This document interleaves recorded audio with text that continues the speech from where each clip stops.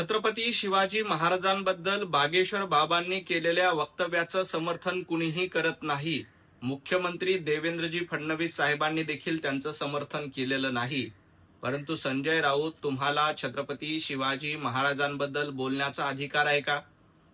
छत्रपती शिवाजी महाराजांच्या वंशजांकडे तुम्ही पुरावे मागितले होते, त्याबद्दल अद्याप देखील माफी मागितलेली नाही. ज्यांनी छत्रपती शिवाजी महाराजांच्या वंशजांकडे पुरावे मागितले त्यांनी छत्रपती शिवाजी महाराजांचा अपमान केलाय. आणि ज्या पद्धतीनं औरंगजेबाच्या पिल्लावळीचा उदो करण्याचं काम उभाटा गटाकडनं केलं जातंय, औरंगजेब फॅन क्लब चालवण्याचं काम उद्धवजी ठाकरे, काँग्रेस पक्ष आणि संजय राऊत तुम्ही स्वतः करतायत, त्याबद्दल अधिक खुलासा करा. बागेश्वर बाबांच्या वक्तव्याचं कुणीही समर्थन करत नाही आणि करणार देखील नाही. दिल्ली समोर कोण झुकलंय हे जर का बघायचं असेल तर संजय राऊत उद्धवजी ठाकरेंकडे बघा. सत्तेसाठी काँग्रेस सोबत झुकणारे तुम्ही दिल्ली समोर झुकले, वाकले, पार लोटांगण घातलं आणि महाराष्ट्राचं मुख्यमंत्रीपद घेतलं. ज्या पद्धतीनं दिल्ली समोर लोटांगण घालण्याचं काम उद्धवजी ठाकरेंनी केलंय ते महाराष्ट्राने बघितलंय. भारतीय जनता पार्टी असेल किंवा भारतीय जनता पार्टीचे कार्यकर्ते असतील, हे महाराष्ट्राचा स्वाभिमान जपतात. म्हणूनच अशा पद्धतीचं बागेश्वर धाम यांचं वक्तव्य आल्यानंतर त्याचं आम्ही समर्थन केलेलं नाही.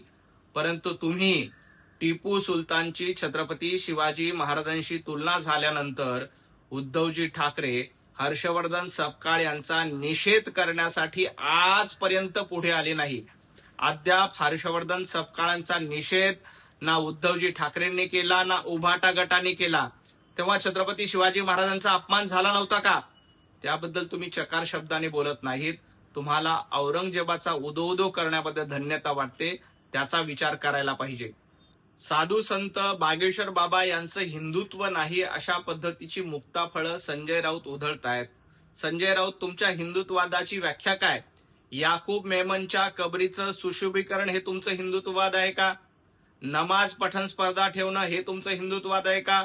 वंदनीय हिंदू हृदय सम्राट बाळासाहेब ठाकरे यांचा जनाब बाळासाहेब ठाकरे असा उल्लेख करणं तुमचं हिंदुत्व आहे का? ज्या पद्धतीनं हिंदू साधू संतांचा अपमान करण्याचं काम उभाटा गट आणि संजय राऊत तुम्ही करतायत, इथली हिंदू जनता तुम्हाला माफ करणार नाही. तुमचं हिंदुत्व बेगडी आहे. तुम्ही सत्तेसाठी काँग्रेस समोर झुकलात. तुम्ही सत्तेसाठी तुमचं हिंदुत्व विकून टाकलं. वंदनीय बाळासाहेब ठाकरे यांचे विचार पायदळी तोडवण्याचं काम संजय राऊत तुम्ही केलं आणि आता तुम्ही अफजल खानाच्या दाढ्या कुरवळतायत, याकूब मेमनच्या कबरीचं सुशोभीकरण करतायत आणि नमाज पठण, अजान स्पर्धा घेतायत. हे तुमचं हिंदुत्व आहे का? याचं उत्तर द्या. बागेश्वर बाबा असतील किंवा साधू संत असतील, त्यांनी चुकीचं वक्तव्य केलं तर त्याचं समर्थन करत नाहीत, परंतु ते हिंदुत्ववादाची भूमिका मांडतायत. साधू संत हिंदुत्ववादाची भूमिका मांडतायत आणि तुम्ही ज्या पद्धतीनं दाढ्या कुरवळण्याचं काम मतांसाठी करतायत ते महाराष्ट्र बघतोय. छत्रपती शिवाजी महाराज असते तर कुणाचा कडेलोट झाला असता? संजय राऊत, सगळ्यात आधी तुमचा कडेलोट झाला असता. ज्या पद्धतीनं पाटकर भगिनीला त्रास देण्याचं काम, तुमच्या गुंड टोळ्यांकरवी धमक्या देण्याचं काम केलं जातंय, छत्रपती शिवाजी महाराज असते तर तुमचा चौरंग केला असता. तुम्ही ज्या पद्धतीनं त्या पाटकर भगिनीचा अपमान करतायत, टोळ्यांकरवी धमक्या देतायत, हे छत्रपती शिवाजी महाराजांच्या राज्यामध्ये सहन केलं नसतं. त्यामुळे छत्रपती शिवाजी महाराजांचं नाव घेण्याचे अधिकार तुम्हाला नाहीये. आणि दुसरी गोष्ट, पंतप्रधान नरेंद्र मोदी ना थकले ना झुकले. 2.5 वर्ष कारभार करून कोण थकलं होतं, कोण झुकलं होतं, कुणाला कुठे खाजवता येत नव्हतं, हे महाराष्ट्रानं ऐकलंय. त्यामुळं आधी आपल्या नेत्यांची अवस्था काय आहे ते बघा. पंतप्रधान नरेंद्र मोदीजी एक दिवस सुट्टी न घेता सातत्यानं राष्ट्र प्रथम हा विचार करून जनतेची सेवा करतायत. उद्धवजी ठाकरे 2.5 वर्ष मुख्यमंत्री होते, 2.5 दिवस मंत्रालयामध्ये आले, रोज सुट्ट्या घेत होते. पंतप्रधान नरेंद्र मोदीजी 24 तास देश सेवा करतायत. त्यामुळे ते झुकतही नाहीत आणि थकतही नाहीत. झुकणारे आणि थकणारे कोण आहेत? ते घरी बसलेले आहेत आणि महाराष्ट्रातल्या जनतेनं त्यांना घरी बसवलेलं आहे. मंगलप्रभात लोढाजी यांनी केईएमच्या नामांतराचा मुद्दा उचलला. इंग्रजांच्या खुना पुसल्या पाहिजे यासाठी केईएमचं नामांतर करून एकलव्य रुग्णालय करा असं म्हटलं तर संजय राऊतांना मिरच्या का झुमल्या? संजय राऊत तुमच्या पोटामध्ये का दुखतंय? इंग्रजांच्या खुना पुसण्याचं काम जर का या देशामध्ये 70 वर्षामध्ये झालं नसेल आणि आता ते होणार असेल तर त्याबद्दल तुम्हाला पोटदुखी का? मंगलप्रभात लोढाजींनी जी मागणी केली की एकलव्यांचं नाव या रुग्णालयाला दिलं पाहिजे तर इंग्रजांच्या खुना पुसल्या जातील, गुलामगिरीच्या खुना पुसल्या जातील. परंतु संजय राऊत तुम्हाला गुलामी करण्याची सवय झालेली आहे. सातत्यानं गुलामीत राहणं. आधी मातोश्रीचं मीठ खायचं, सिल्वर ओकची गुलामी करायची हे तुमचा धंदा होता. आता मातोश्रीचं मीठ खाऊन काँग्रेसची गुलामी करणं, सोनिया गांधींची गुलामी करणं हा तुमचा दुसरा धंदा झाली आहे. गुलामगिरी तुम्हाला आवडते, त्यामुळे तुम्ही अशा पद्धतीच्या नामांतराला विरोध करता.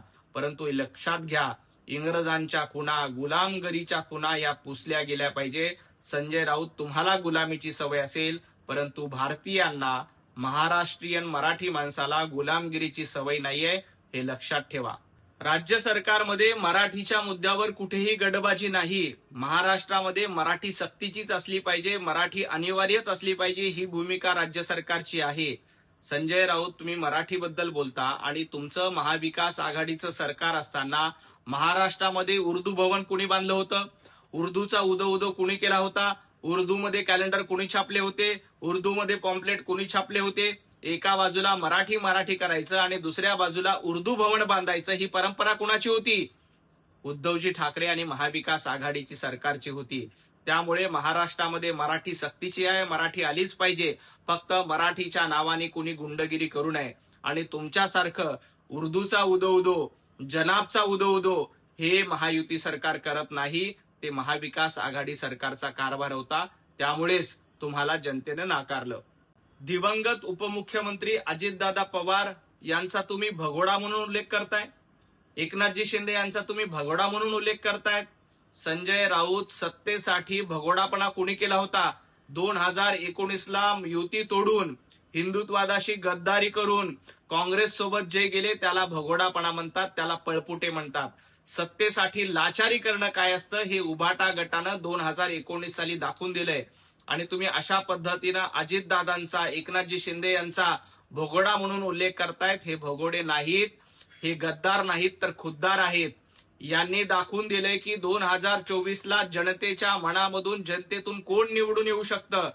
त्यामुळं खरी शिवसेना कोणाची याच्यावर जनतेनं 2024ला शिक्कामोर्तब केलं. खरी राष्ट्रवादी कोणाची, खरे नेते कोण आहेत, अजितदादा आहेत. हे 2024ला जनतेनं जास्त आमदार निवडून देऊन अजितदादांच्या आणि एकनाथजी शिंदे यांच्या नेतृत्वावर शिक्कामोर्तब केलं. आणि तुमच्या पळपुटेपणाला, तुम्ही ज्या पद्धतीनं घरबसेपणा केला होता त्या पद्धतीनं तुम्हाला परत एकदा घरी बसवण्याचं काम देखील जनतेनं केलंय. त्यामुळं गद्दार कोण आणि खुद्दार कोण, भगोडे कोण, पळपुटे कोण, याच्यावर 2024च्या विधानसभेला शिक्कामोर्तब झालंय. आणि जनतेनं दाखवून दिलंय की उद्धवजी ठाकरे, संजय राऊत, उभाटा गट हा त्यांचा पक्ष आहे, तो गद्दार आहे आणि म्हणूनच तुम्हाला घरी बसवलेला आहे.